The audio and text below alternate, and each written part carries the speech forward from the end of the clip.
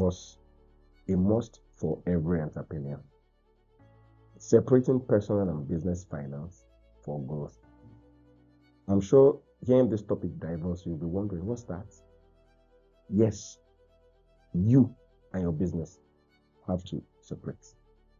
Although the law recognizes a business as a separate legal entity from its owner, many entrepreneurs never truly make that separation in practice, and it's true.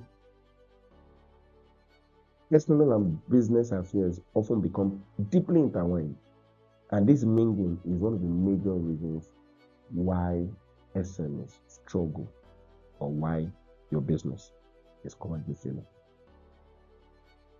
This session that we're about to go into will explain the hidden bond between business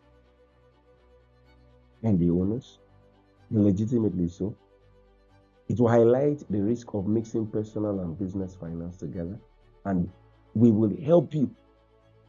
We will tell you how you can make the divorce possible. We will be the judge to help you separate you from your business while you still own your business. The bond between an entrepreneur and their business is emotional, is financial, and is psychological. The owner is the visionary, is the manager, is the director, and often the financer of the business. So it's tough, really tough. Even though the law says that they must be separate entities, the visionary and the vision are intertwined. They are closely connected.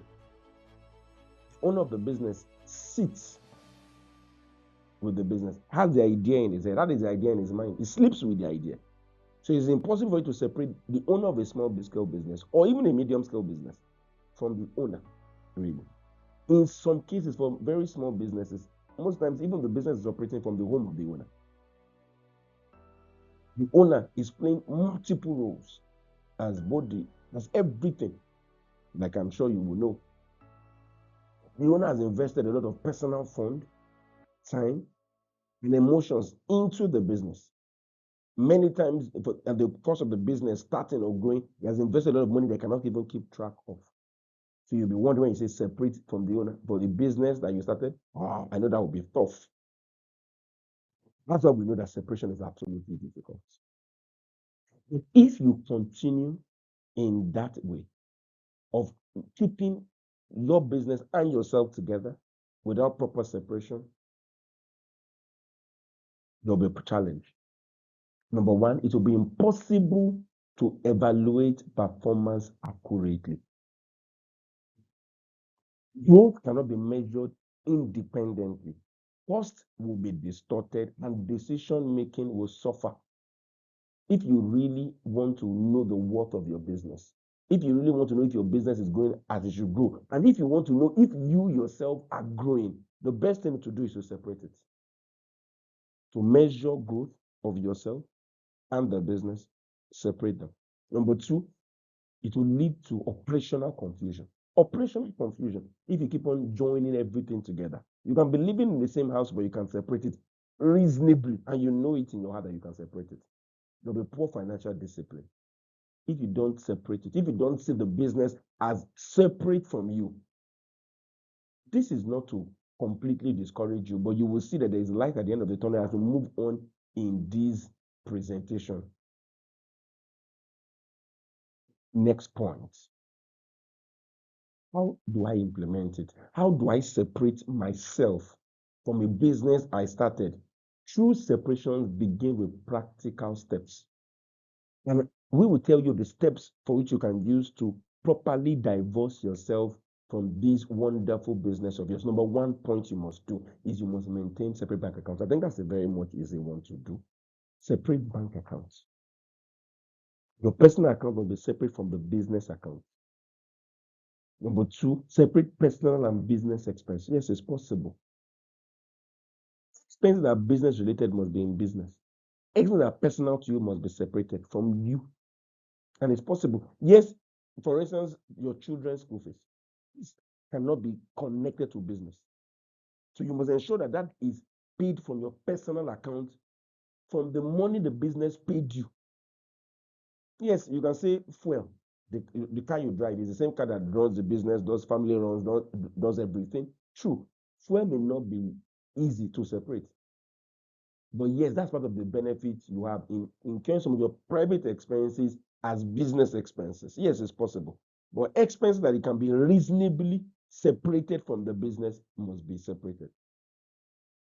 Keep records and documentation. You must keep record of everything that you have in the business, and there must be document, receipts, invoices for it. When you don't have something, you can do what they call unreceipted form, an unreceipted voucher, where you can sign for things that you cannot get receipt for. You must have a structured accounting support. Structured accounting support, very important. What would that do? Accurate record keeping and professional accounting support compliance helps for transparency and help you to make informed decisions. It's more information that you need to do to separate yourself from your business. Number two, you must avoid casual withdrawals. You must stop it. I know you like doing it, but you must stop it if you want to measure the growth of your business.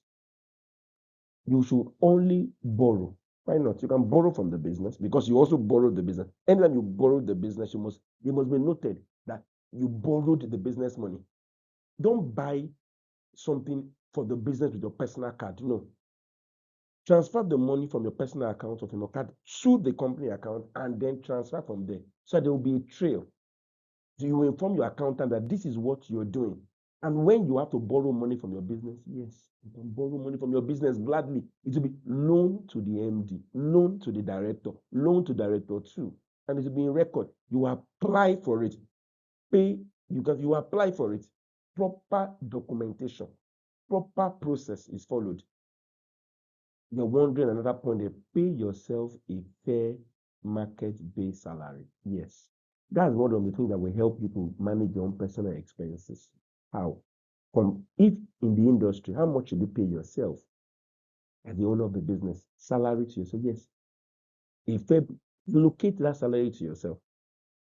Where there is enough fund to pay it, collect it. Where there is not enough fund in the month to receive it, pay yourself a lower salary. But let it remain that you have this balance to collect. In accounting, you say you accrue for it.